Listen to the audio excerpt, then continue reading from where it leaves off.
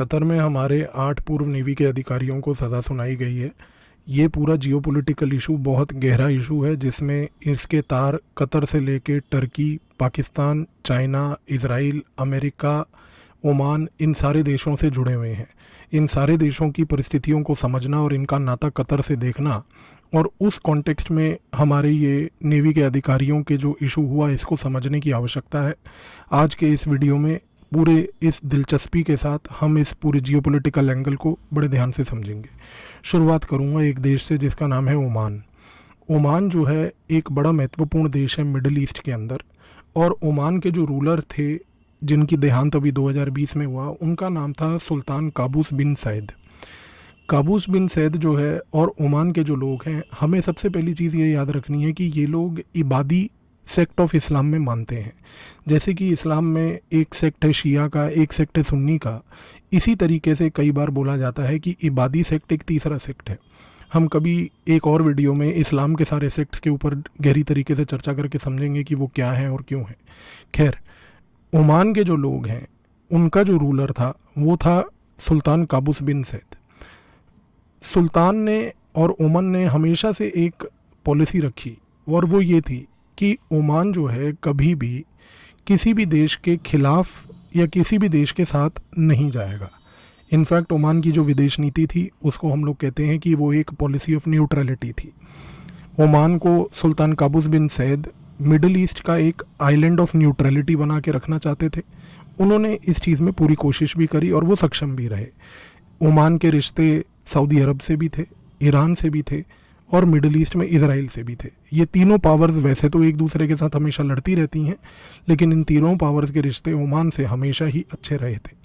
अब ओमान में जब ये न्यूट्रलिटी की पॉलिसी चली और ये पूरी पॉलिसी को नर्चर करके ओमान को एक आइलैंड ऑफ न्यूट्रलिटी बनाया गया, इसके बाद ये नीति ओमान के लोगों में और ओमान की राजनीति में गुड़ गई। 2020 में जब सुल्तान काबूस बिन सैद की देहांत हो गया, तो उनके जो सक्सेसर थे उसका नाम था हैतम बिन तारिक। हैतम बिन तारिक ने 2020 में जब ओमान की पावर संभाली, हैतम बिन तारिक ने सबसे पहले आते सार यही बोला कि हम ओमान की विदेश नीति में किसी प्रकार का बदलाव नहीं लाएंगे। और तो और जब पूरे मिडिल ईस्ट में इब्राहिम अकॉर्ड्स आए, इन इब्राहिम अकॉर्ड्स के तहत जब कई मिडिल ईस्ट के देशों ने अपने रिश्ते इज़राइल के साथ नॉर्मलाइज करने की कोशिश करी, ओमान जो एक देश था उसने इब्राहिम अकॉर्ड्स का पार्ट नहीं माना। ओमान बोला कि मेरे को इब्राहिम अकॉर्ड्स ज्वाइन करने की आवश्यकता ही नहीं है, क्योंकि हम न्यूट्रल हैं। हम तो हमेशा से इज़राइल से पहले भी एंगेज करते आए थे, हम अभी भी करेंगे। इज़राइल के साथ उसको किसी प्रकार की समस्या नहीं थी। थोड़ी बहुत छुटपुट ऊपर नीचे इज़राइल के साथ उसकी हमेशा होती रही है, और वो भी पैलेस्टीन के इशू को लेके। खैर, उस इशू को गहराई में जाने की हमें आवश्यकता नहीं, लेकिन जिस इशू को हमें ध्यान से समझना है ओमान के केस में, वो है ओमान और इज़राइल के कोवर्ट रिश्ते। ओमान और इज़राइल के कोवर्ट रिश्ते 1975 से देखे गए हैं। 1975 की बात है कि ओमान में उस समय जब सुल्तान का ही रूल हुआ करता था, तो उस समय ओमान में मार्क्सवादी ग्रुप्स जो थे वो धीरे धीरे बड़े प्रोमिनेंट होने लगे। और 1975 में तो एक बार ये भी हुआ कि मार्क्सवादियों ने एक संगठन बनाया जिसका नाम दोफार संगठन रखा। और 1975 में दोफार संगठन ने एक मार्क्सवादी रेवोल्यूशन की बात करनी शुरू करी, और लोगों को मार्क्सवादी रेवोल्यूशन करने के आइडियाज़ के साथ एकजुट करना चालू करा।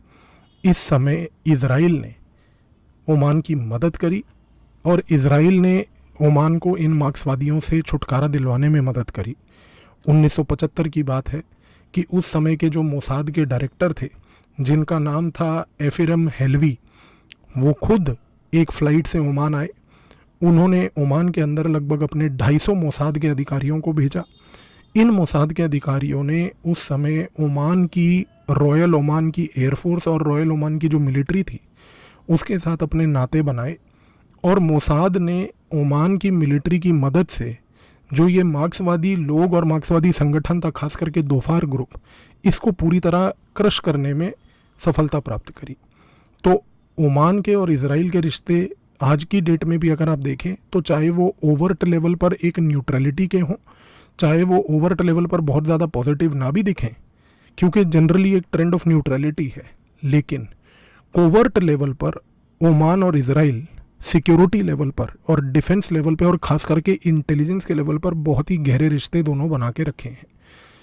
आज की डेट में ये कहना गलत भी नहीं होगा कि ओमान के बहुत सारे रिटायर्ड मिलिट्री के अधिकारी, उसके एयरफोर्स के, आर्मी के, इजराइल की इंटेलिजेंस के साथ, इजराइल की इंटेलिजेंस की कंपनियों के साथ, उसके फ्रंट ऑर्गेनाइजेशंस में उसके साथ काम करते हैं और ये परंपरा बड़ी पुरानी है।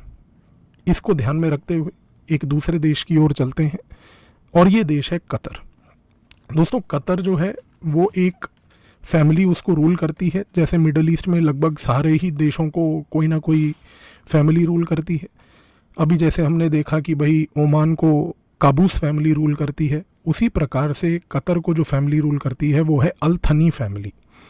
दूसरी बात आपको ये याद रखनी है कि कतर एक ऐसा देश है मिडल ईस्ट में जिसके पास नेचुरल गैस बहुत भारी मात्रा में है।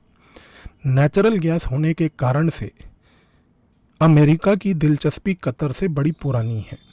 शीत युद्ध के दौरान से जब अमेरिका सऊदी अरब से और मिडल ईस्ट के बाकी देशों से, यूनाइटेड अरब एमिरेट्स वगैरह से जब तेल के रिश्ते रखता था, तब से अमेरिका को ये बात मालूम थी कि कतर के पास नेचुरल गैस है।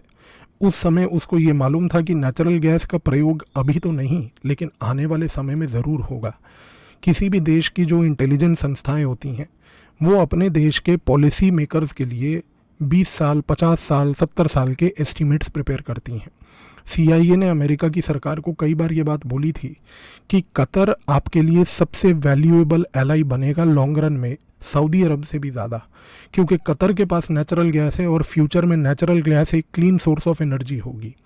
इसी कारण से आप देखिए कि जब अमेरिका शीत युद्ध यानी कि कोल्ड वॉर के दौरान सऊदी अरब से इंगेज करता था और गल्फ कोऑपरेशन काउंसिल के बाकी देशों से इंगेज करता था, जो कि GCC है, उसके साथ साथ वो कतर को भी बहुत ज़्यादा अग्रेसिवली नर्चर करता था। कतर को नर्चर करने से उसको 2-3 फ़ायदे ज़रूर मिले। अब वो फ़ायदे क्या थे? सबसे पहला फ़ायदा ये था कि कतर में जो अल थनी फैमिली थी, वो अल थनी फैमिली थोड़ी सी लिबरल थी। फॉर एग्ज़ाम्पल, जैसे कि आज की डेट में हम ये जानते हैं कि सऊदी अरेबिया में जितने भी रूलर्स रहे हैं ये थोड़े से रेडिकल रूलर्स रहे हैं। इन लोगों का टिल्ट रिफॉर्म्स की तरफ ज़्यादा कभी नहीं था। अल थनी की जो फैमिली थी वो रिलेटिवली मॉडर्न थी।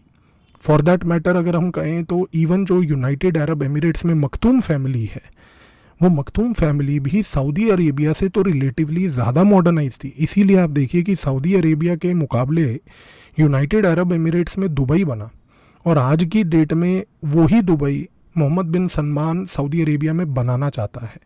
और अगर मैं बात करूं Saudi Arabia, United Arab Emirates और कतर की, तो इन तीनों में से याद रखिएगा कि कतर सबसे ज़्यादा लिबरल था।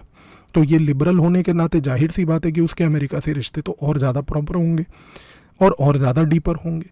तो शीत युद्ध के दौरान अमेरिका ने कतर को बहुत नर्चर किया। अच्छा, सबसे बड़ी महत्वपूर्ण चीज़ ये भी है कि अमेरिका ने नेचुरल गैस कतर में तो देखी ही देखी, लेकिन उसके लिबरल एटीट्यूड को देखने के बाद कतर में उसने 2 बड़े महत्वपूर्ण काम किए। सबसे पहला काम उसने ये किया कि कतर में अमेरिका ने एक इंडिपेंडेंट मीडिया को नर्चर किया। आज की डेट में कतर का सबसे बड़ा मीडिया हाउस जो है, जिसका नाम है अल जजीरा ग्रुप, ये मिडल ईस्ट का सबसे महत्वपूर्ण और मैं कहूँगा कि विश्व स्तर पे भी सबसे महत्वपूर्ण मीडिया हाउस है अल जजीरा। अल जजीरा कतर बेस्ड है। अल थनी फैमिली उसको सपोर्ट करती है। अमेरिका की CIA ने अल जजीरा में बहुत पैसा लगाया है। अल जजीरा के बारे में 2-3 चीज़ें बड़ी दिलचस्प हैं और आप अगर ध्यान से ऑब्ज़र्व करें और अगर आप मिडल ईस्ट की जियोपॉलिटिक्स को समझते हैं तो आप एक चीज़ देखेंगे कि अल जजीरा कभी भी कतर के बारे में या कतर की अल थनी फैमिली के बारे में किसी प्रकार की चर्चा नहीं करेगी। अल जजीरा में मिडल ईस्ट के ऊपर जो चर्चा होगी वो कतर को छोड़ के नंबर 1 बाकी सारे देशों के ऊपर होगी। दूसरी बात, कतर की अल जजीरा अल थनी फैमिली के अंदर जो करप्ट प्रैक्टिसेस हैं, अल थनी फैमिली के लोग जो सरकार के अंदर आज की डेट में डिफरेंट पोजीशंस में हैं, जो वो करप्शन करते हैं, उनके ऊपर चर्चा नहीं करेंगे। लेकिन सऊदी अरब में कोई मिनिस्टर करप्शन कर रहा हो या मान लीजिए यूनाइटेड अरब एमिरेट्स में कोई मिनिस्टर करप्शन कर रहा हो, सीरिया में कोई करप्शन हो रही हो, उसको सबसे ज़्यादा हाईलाइट किया जाएगा। तो एक बड़ा अनईजी सा रिलेशनशिप है अल जज़ीरा का बाकी मिडल ईस्ट के देशों के साथ। और क्योंकि अल जज़ीरा के अंदर CIA का बहुत पैसा है, इसी कारण से CIA ने एक चीज़ और करी है कि अल जज़ीरा के अंदर उसने बहुत सारे वेस्टर्न जर्नलिस्ट्स बिठाए हैं। मिडल ईस्ट में जितने भी आज की डेट में हर एक अरब देश के अपने जो मीडिया आउटलेट्स हैं, चाहे सऊदी अरब का अपना मीडिया आउटलेट देख लीजिए, या आप यूनाइटेड अरब एमिरेट्स का मीडिया आउटलेट देख लीजिए, या ईरान का मीडिया आउटलेट देख लीजिए, इन मीडिया आउटलेट्स में आप वेस्टर्न जर्नलिस्ट्स नहीं देखेंगे, वेस्टर्न स्पेशलिस्ट्स नहीं देखेंगे। लेकिन कतर के अल जज़ीरा में डोमिनेशन है वेस्टर्न जर्नलिस्ट्स का। तो अमेरिका ने अपने वहाँ पर आदमी प्लांट करके रखे हैं ताकि उनके थ्रू एक नैरेटिव चलाया जाए, और अल थनी फैमिली को कंप्लीट प्रोटेक्शन देते हुए बाकी सारे मिडल ईस्ट देशों के ऊपर टिप्पणियां करना अल जज़ीरा का एक परमानेंट काम है। इसी कारण से, क्योंकि अल जज़ीरा इतना एक्टिव है ये सब कार्य करने में, अल जज़ीरा के अंदर अल थनी फैमिली का पैसा भी लगा हुआ है। इस रीज़न से बाकी जो मिडल ईस्ट के देश हैं, खास करके जो कतर के नेबर्स हैं, उसमें आप चाहे यूनाइटेड अरब एमिरेट्स को देख लीजिए या सऊदी अरब को देख लीजिए, जो दो बड़े प्लेयर्स हैं, ये दोनों के दोनों कतर को बिल्कुल पसंद नहीं करते, क्योंकि ये कहते हैं कि कतर जानबूझकर अल जज़ीरा के थ्रू मिडल ईस्ट में हमारे खिलाफ नफ़रत की राजनीति पैदा करता है। अल जज़ीरा आज की डेट में एक थॉर्न बना हुआ है। अब दूसरी चीज़ ये है कि 1979 में ईरान में एक रेवोल्यूशन हुआ था, शाह रेवोल्यूशन।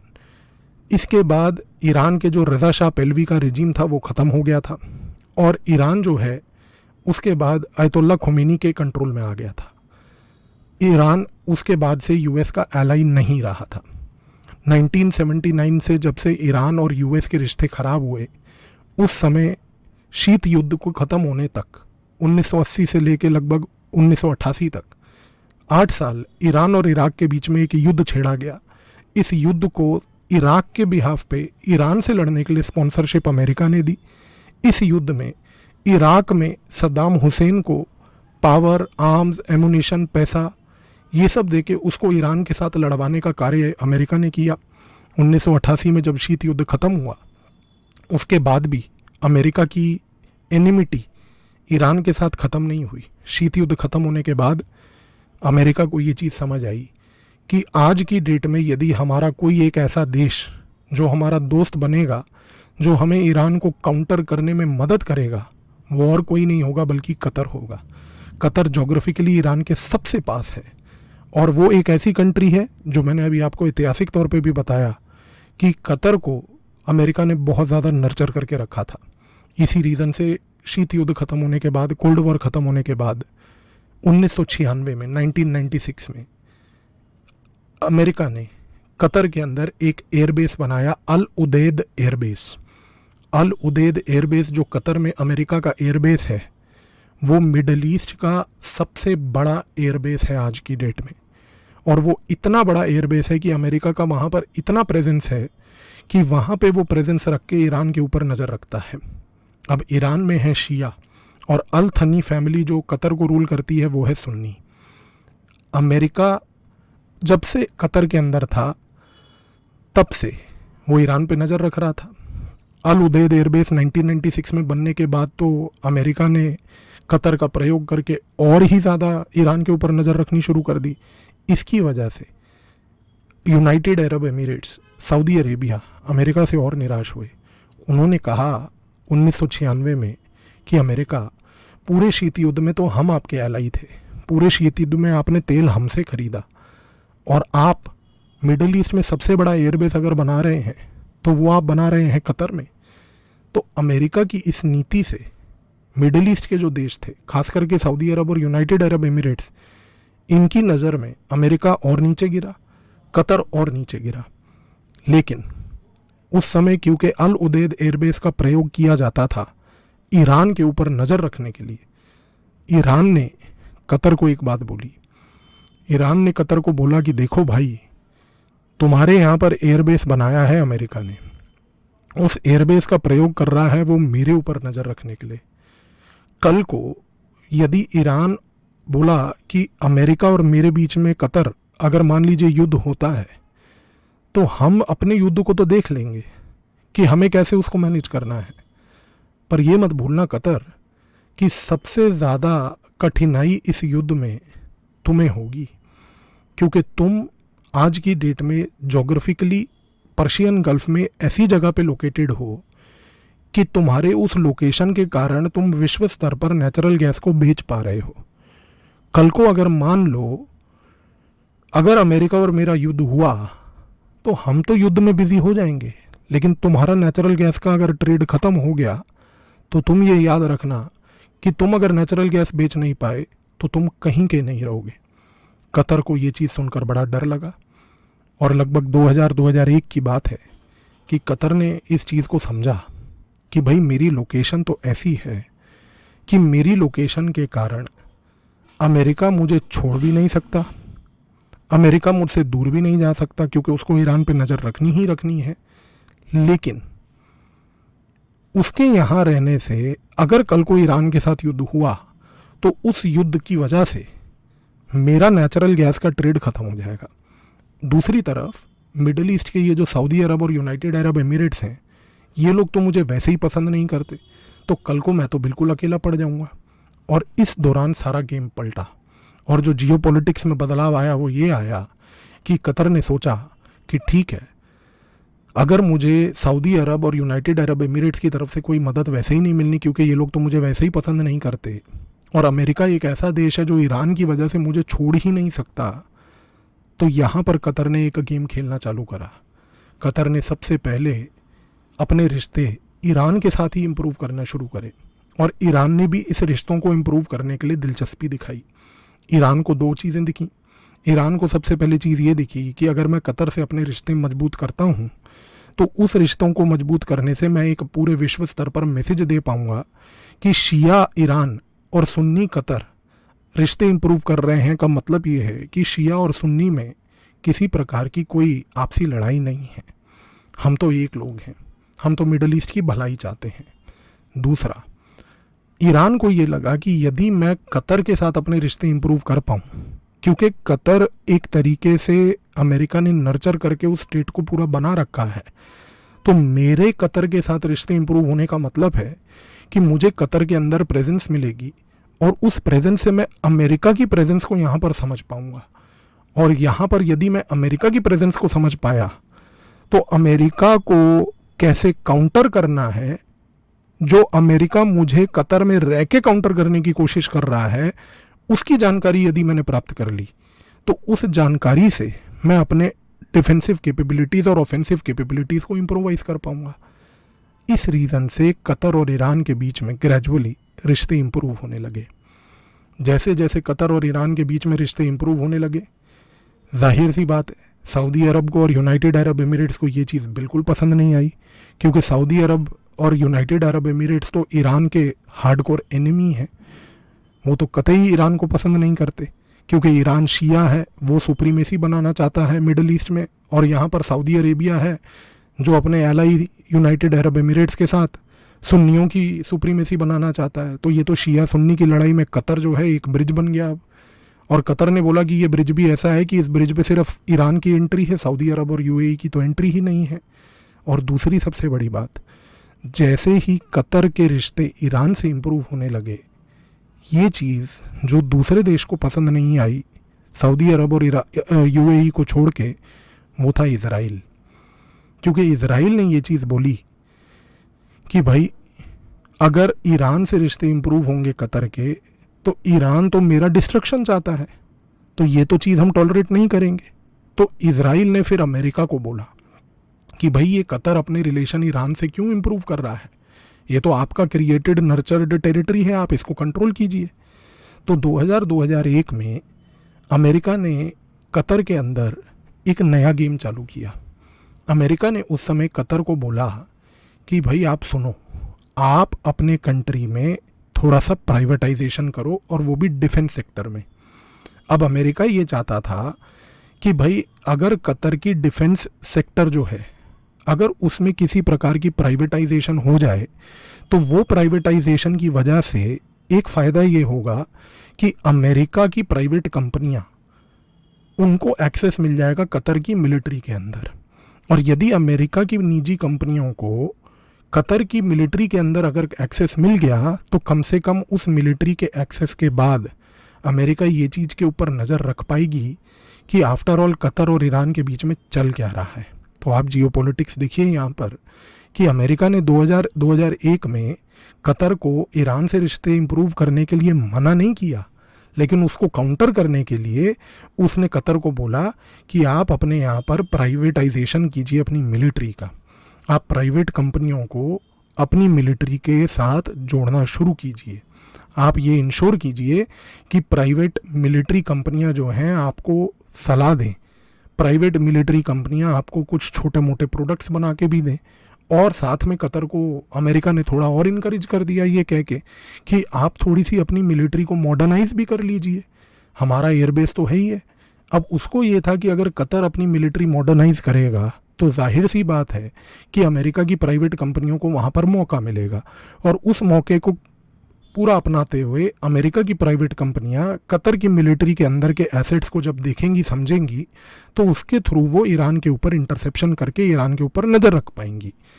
तो कतर के अंदर 3 चीज़ें हो गई। अल जजीरा, जिसके थ्रू बाकी मिडल ईस्ट के देशों के ऊपर टिप्पणियां की गई, जिसकी वजह से मिडल ईस्ट के बाकी देश कतर से नाखुश थे। दूसरा, अमेरिका ने कतर में एयरबेस बनाकर जो है ईरान के ऊपर नज़र रखनी चालू करी। और तीसरी सबसे बड़ी बात कि उसने प्राइवेटाइजेशन कतर की मिलिट्री और डिफेंस सेक्टर में करवाई, जिसकी वजह से उसने सोचा कि मैं ईरान को चेक कर पाऊंगा। लेकिन इजराइल इससे अभी भी नाखुश था। पर जो भी हुआ, कतर ने कहा कि ठीक है कि भाई हम तो जो है ईरान से रिश्ते इंप्रूव करेंगे ही करेंगे। और हुआ ये कि जैसे जैसे कतर और ईरान के रिश्ते इंप्रूव होते गए, ईरान उस समय कतर के रिश्तों को और लीवरेज करता गया। ईरान ने ये देखा कि मैं कतर के साथ अपने रिश्ते तो इंप्रूव करूंगा ही करूंगा, लेकिन कतर के उन सारे देशों के साथ अपने रिश्ते इंप्रूव करवाऊंगा जिन देशों से अमेरिका को प्रॉब्लम है। आप चीज़ को समझिए, ईरान ने बोला मैं अपने रिश्ते तो कतर से इंप्रूव करूंगा ही करूंगा, लेकिन कतर के रिश्ते उन देशों से भी इंप्रूव कराऊंगा जो मेरे दोस्त हैं, मेरे मित्र हैं, लेकिन अमेरिका के एडवर्सरीज हैं, अमेरिका को नापसंद करते हैं। उसमें से सबसे पहला रशिया था, तो कतर और रशिया के रिश्ते इंप्रूव होने लगे। उसके बाद दूसरा आया टर्की, क्योंकि रशिया और टर्की के रिश्ते काफ़ी अच्छे थे। तो टर्की जो है उसने उठाया ये जिम्मा कि भैया हम भी जो है अपने रिश्ते ईरान से इंप्रूव करते हैं अगर हमें मौका मिल रहा है। तो रशिया, टर्की, ईरान, कतर, ये 4 देश एक दूसरे के साथ एंगेज करने लगे। अब रशिया, टर्की, कतर, ईरान, जब इन चारों का रिलेशन इंप्रूव होने लगा तो सबसे ज़्यादा हार्ट बीट फास्ट हुई अमेरिका की कि भाई आप तो हमारे सारे एडवर्सरीज से एंगेज कर रहे हो। उसने कहा कि ऐसा तो कुछ नहीं है, हम तो सबके साथ एंगेज करते हैं, हम तो सबके साथ एंगेज करना भी चाहते हैं। अब जब अमेरिका ने बोला कि नहीं ये तो गलत है, ये जो आप कर रहे हो ये तो आप मेरे दुश्मनों के साथ एंगेज कर रहे हो, तो कतर ने कहा कि देखो ऐसा कुछ नहीं है, हम तो आपकी मदद करना चाहते हैं। और वो मदद को करने के लिए कतर ने एक नया गेम खेला, और ये गेम खेलने के लिए रशिया ने कतर को प्रोवोक किया। उसने कहा कि मैं जानता हूं कि अमेरिका तुम्हें तंग कर रहा है, मैं जानता हूं कि America, Russia, Qatar, Iran, Turkey इसके एक्सेस से खुश नहीं है। तो रशिया ने कतर को बोला कि सुनो, अमेरिका अफ़गानिस्तान में बहुत परेशान है। 2011-12 के समय जब ओसामा बिन लादेन को मार दिया था, तो उस समय अमेरिका अफ़गानिस्तान से किसी भी तरीके से पीछे आना चाहता था। ओबामा ने भी ये बात बोली थी कि हम अफ़गानिस्तान को छोड़ देंगे। और जब 2016 में ट्रंप आया तो ट्रंप ने तो ऑफिशियली अनाउंस करा था कि भैया मेरा इलेक्शन मैनिफेस्टो में ये सबसे बड़ा पॉइंट है कि मैं अफ़गानिस्तान का युद्ध बंद करूंगा। तो रशिया ने कतर को बोला कि सुनो, ये ऐसा थॉट अमेरिका के मन में मत आने दो कि रशिया, कतर, टर्की, ईरान ये सब एकजुट होकर जो है अमेरिका को काउंटर करना चाहते हैं। तुम एक काम करो, तुम हमारी मदद लो। अफ़गानिस्तान में तो हमारे ही लोग थे, हम लड़े हैं उनसे, हम जानते हैं सबको वहाँ पर। और अफ़गानिस्तान में जो सबसे बड़ा संगठन था जो आना चाहता था, जो ट्रंप चाहता था कि आ जाएं ताकि हम चले जाएं, वो था तालिबान। और रशिया और तालिबान के रिश्ते तो बड़े पुराने और बड़े अच्छे भी थे। तो रशिया ने क्या बोला, रशिया ने कतर को कहा कि सुनो, तुम अमेरिका को खुश करो, अमेरिका को खुश करने के लिए तालिबान से नेगोशिएशन कतर में करवाओ। तो अब आप समझिए कि 2014 से तालिबान की जितनी भी नेगोशिएशन हुई वो सारी कतर में होने लगी। उसको बैकएंड पे रशिया करवा रहा था। रशिया का इंटेंशन ये था कि अमेरिका अफगानिस्तान के युद्ध को छोड़ के चला जाए, तालिबान को पावर दे दे। तालिबान को अगर पावर मिल जाएगी और अगर ये नेगोशिएशन कतर कराएगा तो उस केस में अमेरिका को लगेगा कि कतर नहीं हमारे साथ ही था।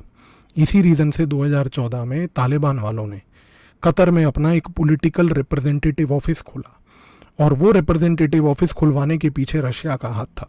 रशिया तो दिल से चाहता था कि अब जितनी जल्दी हो पाए अमेरिका अफगानिस्तान से अपना युद्ध लपेट के निकल ले, क्योंकि अफगानिस्तान में अमेरिका का प्रेजेंस का मतलब ये है कि अफगानिस्तान से अमेरिका में जो अमेरिका है अगर अफगानिस्तान में है तो वहाँ से वो रशिया से ज़्यादा दूर नहीं है। तो रशिया तो जितनी कोशिश करना चाहता था कि अमेरिका मेरे आसपास से हटे, वो चीज़ कतर करवाने में आज की डेट में सब सक्षम रहा।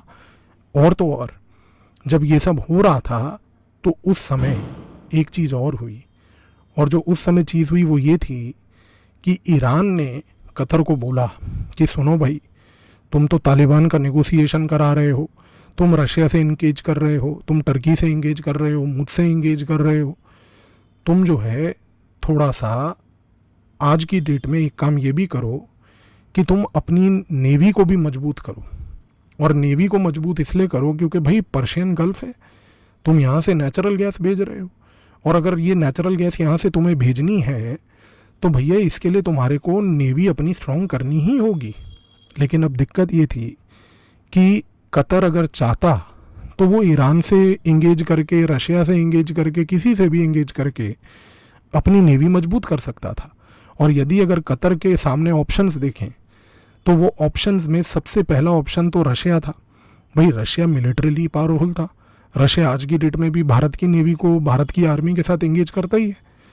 पर रशिया ने एक ऑप्शन होने के बावजूद भी कतर ने वो ऑप्शन को लीवरेज नहीं किया। कतर ने कहा कि नहीं यार, अगर मुझे अपनी नेवी मजबूत करनी है, ये नेवी मजबूत मैं रशिया से नहीं करूँगा, क्योंकि रशिया से किया तो अमेरिका मुझसे नाराज़ होगा, तो मैं अमेरिका को नाराज़ नहीं करता, लेकिन मैं अमेरिका को छोड़ूंगा नहीं, अमेरिका को तंग तो करना ही है। तो मैं क्यों ना एक ऐसे देश के साथ इंगेज करूं जो कि अमेरिका का साथी भी हो, अमेरिका के साथी होने के बाद उसके खुद के रिश्ते अमेरिका से अच्छे ना हो। इस रीज़न से कतर ने यूरोप की ओर देखना चालू किया, और यूरोप में उस समय एक देश था जिसका नाम था इटली। इटली में सबसे बड़ी चीज़ क्या थी, पूरे शीत युद्ध यानी कि कोल्ड वॉर के दौरान इटली जो है वो अमेरिका का एलाई था। इटली तो अमेरिका का जो alliance North Atlantic Treaty Organization NATO 1949 में जो बना था वो तो उसका फाउंडिंग मेंबर भी था। तो इटली और अमेरिका के रिश्ते शीत युद्ध में तो बड़े अच्छे थे। समस्या इटली और अमेरिका के रिश्तों में शीत युद्ध खत्म होने के बाद आई, और वो समस्या ये आई कि जब शीत युद्ध खत्म हुआ तो उस समय इटली ने अमेरिका को ये बात बोली कि अमेरिका, आप तो यार एशिया के बहुत सारे देशों के साथ एंगेज करते ही हो, आप मेरी एंगेजमेंट किसी एशिया के देश के साथ करवा दो, मेरे को भी वहाँ पर मार्केट एक्सेस दिलवा दो यार। पर अमेरिका ने नीचता दिखाते हुए इटली को मना कर दिया। अमेरिका ये सोच रहा था कि भाई अगर मैं इटली को उठा के एशिया ले जाऊँगा, इटली को मार्केट दिलवा दूंगा, तो मेरी मार्केट कहाँ जाएगी। तो अमेरिका ने अपने स्वार्थ में, अपने सेल्फिश इंटरेस्ट के लिए इटली को एशिया में कहीं पर भी आने की अनुमति नहीं दी, किसी भी एशिया के देश के साथ रिश्ते इंप्रूव करने की अनुमति नहीं दी। 2007-8 में अमेरिका में सब प्राइम क्राइसिस हुआ। सब प्राइम क्राइसिस के बाद 2011 में ये क्राइसिस यूरोप में चालू हुआ। जैसे वायरस था कि भाई 2007-8 में अमेरिका से होके ये यूरोप में गया, क्योंकि अमेरिका और यूरोप की इकोनॉमीज इंटरलिंक्ड थी। तो अमेरिका में क्राइसिस मतलब यूरोप में क्राइसिस। तो 2007-8 का क्राइसिस जब 2011-12 में यूरोप में आया तो उस क्राइसिस को यूरोप में यूरोजोन क्राइसिस बोला गया। उस यूरोजोन क्राइसिस में जो सबसे ज़्यादा अफेक्टेड कंट्री हुई वो इटली थी।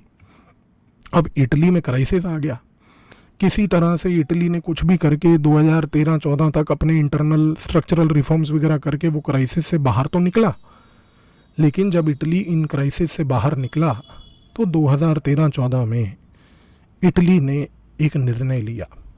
इटली ने कहा कि भाई सबसे पहली चीज़, हम अमेरिका के ऊपर अब निर्भर नहीं रहेंगे। अमेरिका यदि हमें एशिया की किसी मार्केट में नहीं ले जाना चाहता तो हम एशिया की मार्केट में खुद जाएंगे। इटली के पॉलिटिशियंस ने, इटली की इंटेलिजेंस एजेंसीज ने, इटली की स्ट्रैटेजिक थिंक टैंक्स ने और कम्युनिटी ने, इंटेलेक्चुअल कम्युनिटी ने, सब ने एक डिबेट चालू किया कि हम खुद एशिया कैसे जाएं। तो उस समय इटली में जो डिबेट हुए वो डिबेट ये थे कि भाई इटली अपने इतिहास को देखे, इतिहास के पन्नों में जाए, और उन इतिहास के पन्नों में ये लिखा था, और इटली का जो पास्ट रहा है वो ये था कि इटली हमेशा से अपनी जोग्राफिकल पोजीशन को लीवरेज करता हुआ आया है, क्योंकि इटली के पास समुद्री एक्सेस है, इटली के नॉर्थ से पूरे यूरोप का एक्सेस है। तो इटली ने ये बात सोची 2013-14 में कि हम वही चीज़ करेंगे जो हमने ऐतिहासिक तौर से पास्ट में की है। हम अपने आप को पोजीशन करेंगे अब यूरोप का एक ट्रांजिट ट्रेड हब के नाम से, और इसके लिए हम एशिया में खुद जाएंगे। और जब इटली में 2013-14 में ये सोच चल रही थी, उसी समय 2014 में चाइना ने अपना बेल्ट एंड रोड इनिशिएटिव अपनाया। और जब चाइना ने अपना बेल्ट एंड रोड इनिशिएटिव शुरू किया तो इटली ने देखा कि ये एक इनिशिएटिव है जिससे हम जुड़ सकते हैं। ये एक इनिशिएटिव है जो चाइना के साथ अगर जुड़ जाएं तो हमें एशिया की सबसे बड़ी मार्केट यानी कि चाइना में एक्सेस दिलवाएगा। और उस समय इटली और चाइना के बीच में तालमेल होना चालू हुआ, डिस्कशंस होनी चालू हुई, और ये डिस्कशंस इस प्रतीक बढ़ी कि 2019 में इटली ने बोला कि हम तो बेल्ट एंड रोड इनिशिएटिव का ऑफिशियल हिस्सा बनेंगे। जैसे ही Italy Belt and Road Initiative का हिस्सा बना, इटली G7 ग्रुप का मात्र एक इकलौता देश था जिसने चाइना के BRI को अपनाया। इसकी वजह से अमेरिका के मुंह पे एक तमाचा पड़ा। इसकी वजह से इटालियंस ने अमेरिका को बोला कि ठीक है, आप हमें लेके नहीं जाना चाहते थे एशिया की मार्केट्स में, तो आपको क्या लगता है कि हम अपने आप एशिया की मार्केट्स को एक्सेस नहीं कर सकते थे? हमें आप जैसों की ज़रूरत नहीं है। तो चाइना और इटली के बीच में जब रिश्ते अच्छे हुए, और चाइना और इटली के बीच में रिश्ते इस प्रतीक अच्छे हुए कि जब इटली ने BRI को अपनाया, तो उसके बाद इटली ने चाइना को बोला कि हम एशिया की सबसे बड़ी मार्केट से तो एंगेज कर ही रहे हैं, तो चाइना, क्या आप हमारे को और दूसरी मार्केट्स में ले जा सकते हैं? तो चाइना ने बोला क्यों नहीं, आइए हम आपको अपने मिडल ईस्ट के मार्केट में ले जाते हैं। और चाइना का सबसे बड़ा मिडल ईस्ट का दोस्त ईरान था, क्योंकि रशिया, चाइना, ईरान ये तीनों एक दूसरे के बड़े अच्छे दोस्त थे, और ईरान से तो अमेरिका जैसे नाराज़ था ही, उसी नाराज़गी का फ़ायदा उठाते हुए चाइना ने अपने ईरान से रिश्ते मजबूत करके ईरान से तेल खरीदना चालू कर रखा था। तो चाइना ने बोला कि भाई इटली, आप अगर मिडल ईस्ट में आना चाहते हैं तो आइए, हम लेके जाएंगे आपको, हम अमेरिका की तरह नहीं है, हम ले जाएंगे आपको, आप आइए। तो इटली को मिडल ईस्ट के दौरे पे चाइना लेके गया, और जब मिडल ईस्ट के दौरे पे चाइना लेके गया इटली को, उस समय मिडल ईस्ट में एक देश था जो ईरान का दोस्त, चाइना का दोस्त था, कतर। और कतर था जो उस समय यूरोप के कोई एक ऐसे देश के साथ ढूंढ रहा था एंगेजमेंट करने का, जिस देश के साथ वो एंगेज करके अपनी मिलिट्री को मॉडर्नाइज कर पाता, लेकिन वो देश ऐसा भी होता कि जिसके एंगेजमेंट से अमेरिका नाखुश नहीं होता। क्योंकि अगर रशिया से कतर एंगेज करता, मैंने आपको बताया था, तो कतर अगर रशिया से एंगेज करता तो अमेरिका को प्रॉब्लम होती, और अमेरिका इस चीज़ को एक्सेप्ट नहीं करता।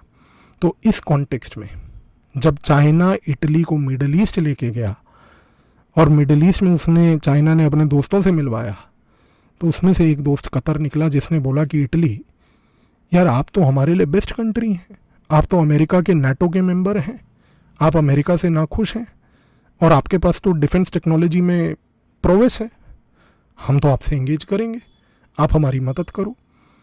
अब आप हमारी मदद ऐसे करो कि आप हमारी नेवल मॉडर्नाइजेशन में हमारी हेल्प करो। अब नेवल मॉडर्नाइजेशन ही क्यों? क्योंकि दोस्तों, इटली जो है उसकी नेवी हमेशा से बड़ी पावरफुल रही थी और इटली में नेवल आर्किटेक्चरल डिज़ाइंस के ऊपर बहुत रिसर्च होती है। इटली आज की डेट में यूरोप में एक बहुत बड़ा नेवल शिप्स, नेवल फ्रिगेट्स और सबमरीन्स का प्रोड्यूसर है और ये दूसरे देशों को नेवल फ्रिगेट्स, नेवल शिप्स और नेवल सबमरीन्स बेचता है। तो इस कॉन्टेक्स्ट में जब कतर ने इटली से बात करी तो उसी समय ईरान आया और ईरान ने कतर को बोला कि अरे भाई सुनो, तुम एक काम करो, तुम इटली से इंगेज करो, इटली बहुत अच्छा देश है, इटली तुम्हें सबमरीन्स दे देगा, तुम इटली के साथ सबमरीन लेवल का एक अग्रीमेंट करो। इसके साथ फ़ायदा ये होगा कि यदि तुम्हारे पास सबमरीन्स आ गई तो यहाँ पर पर्शियन गल्फ में मेरे पास भी सबमरीन्स हैं, तुम्हारे पास भी सबमरीन्स होंगी, हम दोनों भाई मिलके पूरे पर्शियन गल्फ में अपनी सबमरीन्स बिछा के रखेंगे ताकि हम दोनों अमेरिका के ऊपर नज़र रख पाएँ। इस कॉन्टेक्स्ट में कतर ने बोला कि इटली आइए, हम आपसे एंगेज करना चाहते हैं सबमरीन लेवल पे। और उस समय इटली ने और कतर ने एक डील साइन करी और एक इटालियन कंपनी थी जिसका नाम था फिनकैतरी कंपनी। फिनकैतरी कंपनी के साथ, कैबी कैतियनो कंपनी के साथ कतर ने और इटली ने डील साइन करी और जैसे ही ये डील साइन हुई, इन डील्स के तहत इटली ने बोला हम कस्टमाइज्ड सबमरीन्स बना के कतर आपको देंगे। अब जैसे ही ये डील के बारे में इजराइल को मालूम चला, जैसे ही इजराइल डरा, इजराइल ने अमेरिका को बोला कि भाई अगर ये कतर मान लीजिए सबमरीन्स अक्वायर कर लेता है तो कल को मान लीजिए इन्हीं सबमरीन्स पे ईरान अपने बारूद लगा दे तो ये तो हम पे खतरा हो जाएगा, क्योंकि ईरान तो इन सबमरीन्स को हमारे आसपास ला के हमें ही टारगेट कर देगा। तो अमेरिका ने बोला कि इजराइल आप घबराइए मत, हम एक काम करते हैं कि हम कुछ प्राइवेट कंपनीज़ का प्रयोग करके ये जानने की कोशिश करते हैं कि इटली किस प्रकार की सबमरीन्स बनाने की यहाँ पर कोशिश कर रहा है। तो उस समय ये हुआ कि CIA ने कतर के अंदर अपने सबसे बड़े एसेट को पकड़ा और कतर के अंदर उसका सबसे बड़ा एसेट था मेजर जनरल तारिक खालिद अल ओबैदली। ओबैदली जो था ये head of international military operations था कतर का और ये कतर के मिलिट्री में बहुत सीनियर अधिकारी भी था। इस अधिकारी के साथ अमेरिका के CIA के रिश्ते बड़े अच्छे थे, क्योंकि इसी अधिकारी के थ्रू जितनी प्राइवेट कंपनियां अमेरिका फ्लोट करती थी कतर को एडवाइस एड देने के लिए, वो यही बंदा अप्रूव करता था।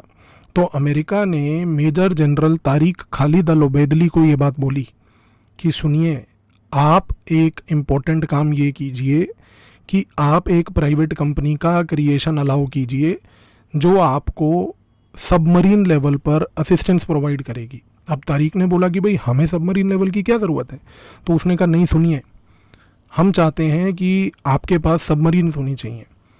अब ये बात तो कतर के गवर्नमेंट के अंदर चल रही थी, तो ये बात अमेरिका तक जब पहुंच गई कि अमेरिका ने भी ये बात बोली कि हम चाहते हैं कि आपको सबमरीन्स मिलें, तो उस केस में कतर ने, सरकार ने सोचा कि ठीक है, हमारे पास इटली का एक ऑप्शन तो है ही, अगर अमेरिका भी सबमरीन्स देना चाहे तो अमेरिका का एक ऑप्शन एक्सप्लोर करने में क्या बुराई है। तो उस केस में ये हुआ कि CIA ने पैसा लगाया और पैसा लगाने के बाद इजराइल की मोसाद को एक बात बोली और इजराइल की मोसाद और CIA ने मिलकर एक फ्रंट ऑर्गेनाइजेशन क्रिएट करी जिसमें इजराइल ने ओमान के रॉयल ओमान एयरफोर्स के एक स्क्वाड्रन लीडर को उठाया जिसका नाम था खमिस अल अजमी और उसके थ्रू एक कंपनी बनाई जिस कंपनी का नाम रखा गया दारा ग्लोबल कंसल्टेंसी टेक्नोलॉजीज। और दारा ग्लोबल के अंदर उस समय एक ऐसा गेम ये खेला गया कि दारा ग्लोबल को बोला गया कि आप एक प्रोजेक्ट रिपोर्ट तैयार कीजिए, ये प्रोजेक्ट रिपोर्ट कतर की गवर्नमेंट को दीजिए कि किस तरीके से कतर की गवर्नमेंट अपनी नेवी को और मॉडर्नाइज कर सकती है। अब क्योंकि दारा ग्लोबल का प्रयोग अमेरिका और इजराइल करना चाहते थे कि जिसके थ्रू उनको ये समझ आ जाए कि कतर और इटली के बीच में चल क्या रहा है, तो दारा ग्लोबल की जो ये प्रोजेक्ट रिपोर्ट थी इसको अमेरिका ने और इजराइल ने मिलकर खुद बनाई और ये रिपोर्ट ऐसी बनाई कि जैसे ही इन्होंने ये रिपोर्ट मेजर जनरल तारिक को दी और उसने जाके इवेंचुअली कतर की अल थनी फैमिली को दी, तो वो रिपोर्ट देख के बड़े खुश हुए कि यार ये तो बड़ी प्रोफेशनल कंपनी है दारा, इसको तो आप इन्वाइट कीजिए, इसको आप ठेका दीजिए यहाँ पर। तो दारा ग्लोबल ने उस समय एक ठेका प्राप्त किया और ये ठेका प्राप्त करते हुए दारा ग्लोबल की एंट्री कतर के अंदर हुई। अब दारा ग्लोबल ने एक टेंडर फ्लोट किया, उसने लोगों से एम्प्लॉयमेंट मांगी, इंडिया के बहुत सारे लोग कतर में जाके रिजाइड करते हैं, वहाँ पर हमारा वैसे ही स्ट्रॉन्ग डायस्पोरा है। और जब दारा कंसल्टेंसी ने एक टेंडर इनवाइट किया और उसके बाद उसने जब ओपन अपॉर्चुनिटीज़ रखी रिक्रूटमेंट के लिए, तो उस समय उसने बोला कि भाई हमें रिटायर्ड नेवल अधिकारी चाहिए। तो भारत से लगभग 75 रिटायर्ड नेवल अधिकारी दारा कंपनी में गए। उन्होंने दारा कंपनी के साथ जॉब प्रोफाइल का इंटरव्यूज़ वगैरह दे के जॉब प्राप्त करी। और दारा कंपनी के अंदर सिर्फ इंडियन नेवी के नहीं, बाकी मिडिल ईस्ट के देशों के भी, ओमान के भी, इधर उधर के भी लोग, बहुत सारे लोग थे, ताकि दारा को एक ऐसी एंटिटी बनाया जाए कि ये ना हो कि सिर्फ वो एक ही किसी कंट्री की डोमिनेटेड है। तो दारा एक ग्लोबल कंपनी के नज़रिए से आई और उस केस में दारा ने रिपोर्ट्स बना के देनी शुरू करी। अब हुआ ये कि दारा कंसल्टेंसी को, क्योंकि उसने रिपोर्ट इतनी अच्छी बनाई थी, तो उस समय की कतर की सरकार ने सबसे पहले दारा को बोला कि भाई देखो सुनो, हम ना इटली से कुछ सबमरीन्स खरीद रहे हैं, तो तुम जाके हमारे को रिसर्च करके बताओ कि इटली से हम किस प्रकार की सबमरीन खरीदें, तो क्या आपके पास ऐसी एक्सपर्टीज़ होगी। तो दारा ने कहा है जी बिल्कुल। तो दारा ने एक टीम बनाई और उस टीम में इंडिया की नेवी के लगभग 15 अधिकारी रखे और उन 15 अधिकारियों को दारा ने एक टीम बनाकर इटली भेजा।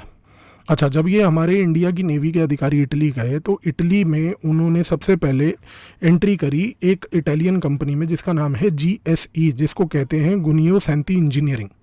ये एक नेवल आर्किटेक्ट की कंपनी है।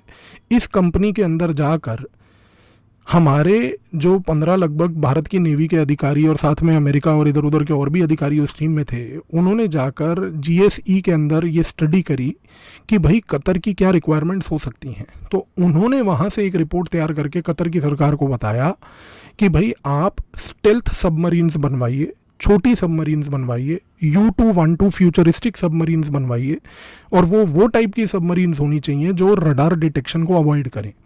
तो दारा ने जब ये रिपोर्ट कतर को दी तो उस केस में कतर ने उसी रिपोर्ट का फ़ायदा उठाते हुए इटली के साथ एंगेजमेंट और बढ़ाया।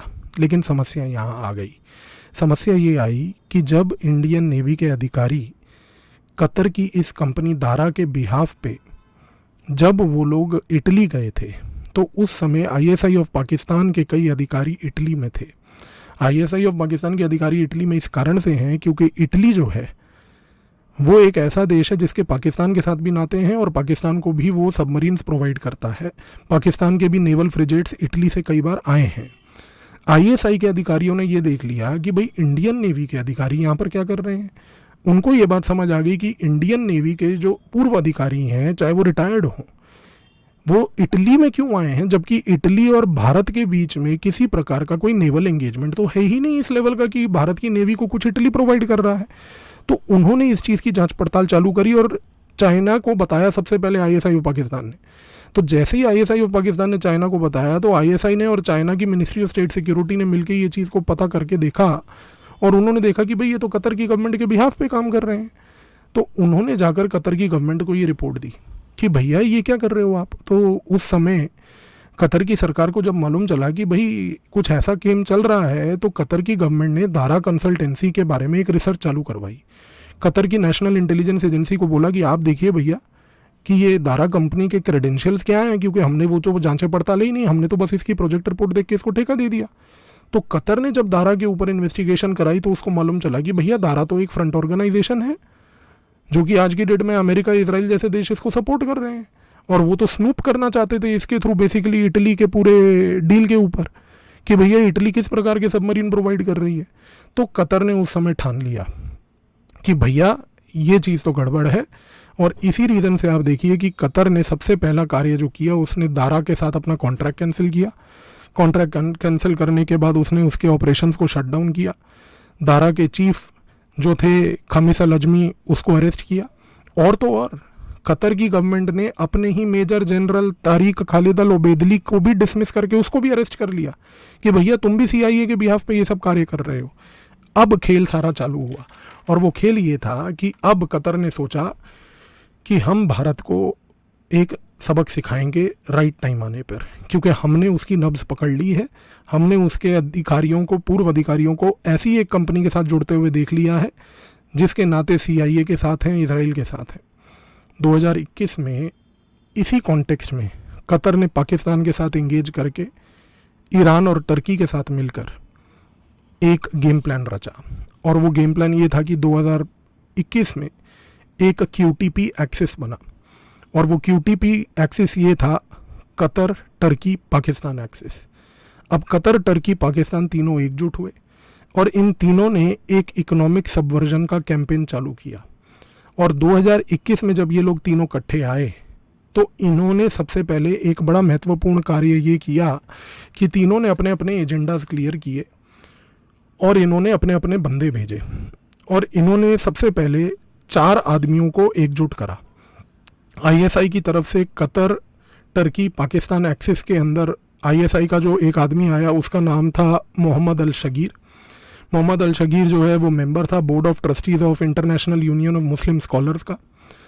ये इसको एक थियोलॉजियन ऑफ टेरर के नाम से भी जाना जाता है। दूसरा बंदा जो टर्की ने भेजा, जो कि टर्की की इंटेलिजेंस एजेंसी की तरफ से आया, उसका नाम था समी कमल अल-दीन। तीसरा बंदा था अहमद मुफाक जैदिन, और चौथा बंदा था यासिर अब्बू हिलाइला। अब ये चारों लोगों ने मिलकर एक सिंपल सा कैंपेन चालू किया। इन्होंने पूरे 2021 में एक चीज़ आइडेंटिफाई कर ली कि हमें अपने अपने एजेंडाज को चलाना है और देशों को टारगेट करना है। पाकिस्तान का एजेंडा था कि भाई मैं किसी भी तरीके से भारत को टारगेट कर पाऊँ। तो पाकिस्तान ने क्या करना शुरू करा कि पाकिस्तान ने ये न्यूज़ फैलानी शुरू कर दी कि भाई इंडिया की नेवी के अधिकारी, एजेंट जो हैं कतर में रह रहे हैं और वहाँ पर स्पाइंग कर रहे हैं। पाकिस्तान ने जब ये ट्विटर पे स्टॉर्म्स चलाने चालू करे, इसके साथ साथ टर्की कूद गया गेम में। टर्की ने पाकिस्तान के लोगों से ये बुलवाना शुरू करा और एक ट्विटर वॉर चालू करी कि भाई मोहम्मद बिन सलमान जो है, जो कि सऊदी अरेबिया का रूलर है, ये अच्छा आदमी नहीं है। ये अच्छा आदमी इसलिए नहीं है क्योंकि ये भारत को प्रेफरेंस और प्रायोरिटी देता है।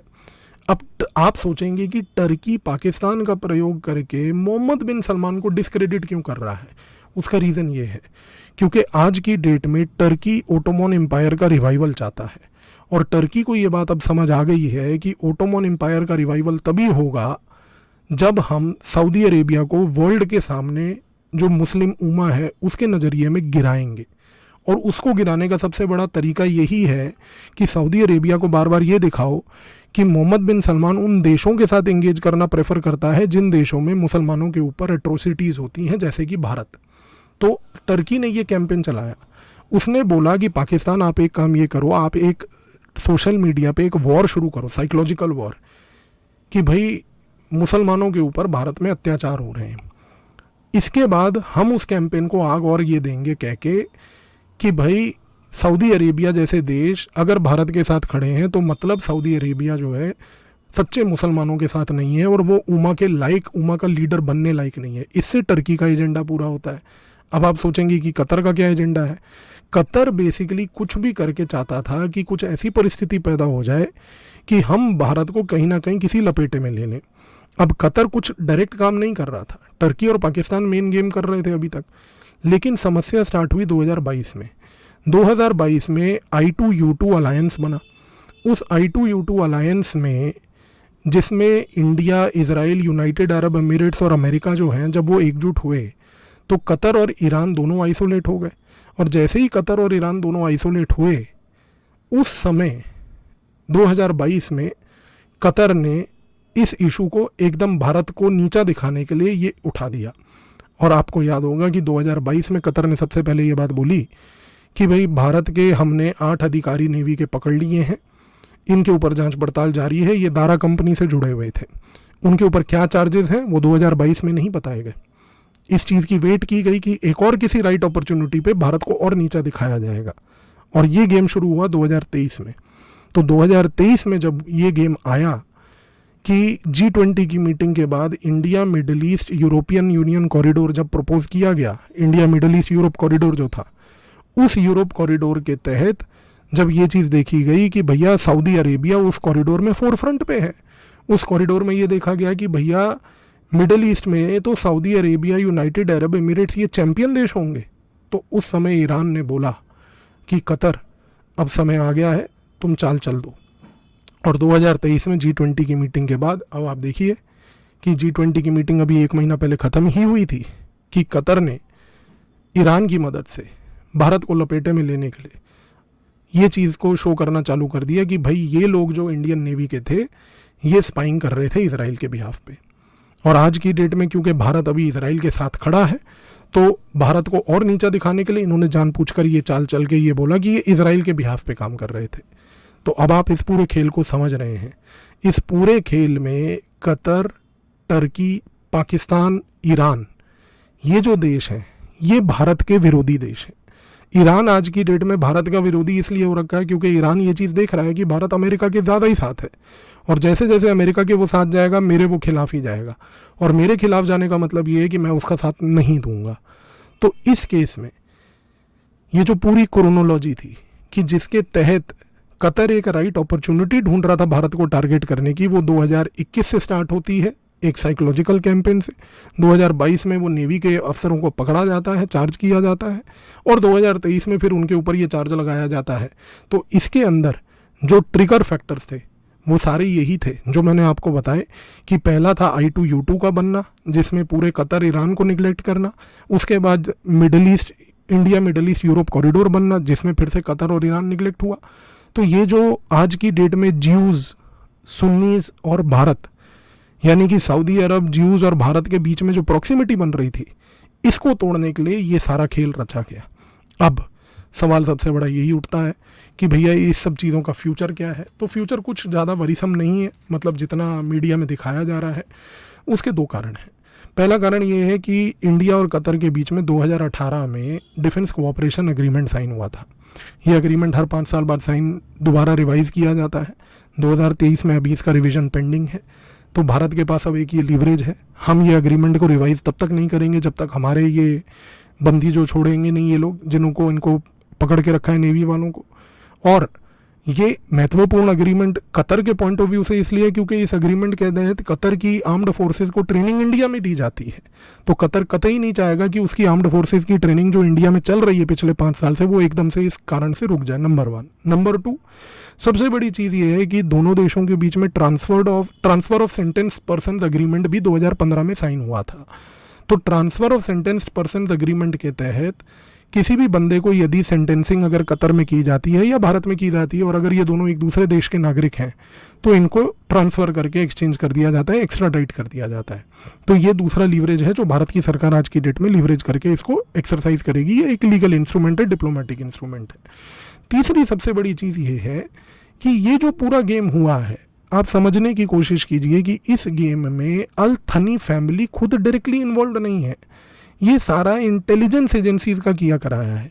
इसमें ISI ऑफ पाकिस्तान है जो ट्रिगर फैक्टर थी, उसने ईरान को बताया, उसने जो है कतर को बताया, टर्की को बताया। और ये इंटेलिजेंस एजेंसीज के बीच में जो ये चीज़ हुई है, इसमें जो senior highest level of power है कतर की, अल थनी फैमिली, वो डायरेक्टली इन्वॉल्व नहीं है। और आज की डेट में भारत के रिश्ते अल थनी फैमिली से डायरेक्टली बहुत अच्छे हैं। तो अगर और कुछ भी नहीं हुआ तो हम इतना ज़रूर इंश्योर कर सकते हैं कि एक डायरेक्ट फ़ोन कॉल अल्थनी फैमिली से हो जाएगा। तो वो अल्थनी फैमिली से यदि ये फ़ोन कॉल के थ्रू अगर ये इशू रिजॉल्व करने की आवश्यकता आई तो भारत इस चीज़ को भी यूज़ कर सकता है। तो हमारे पास सारे ऑप्शंस हैं, घबराने की आवश्यकता बिल्कुल कोई ज़रूरत नहीं है, क्योंकि हमारे ये जो पकड़े गए लोग हैं ये इवेंचुअली आने वाले 5-6 महीने में वापस आएंगे।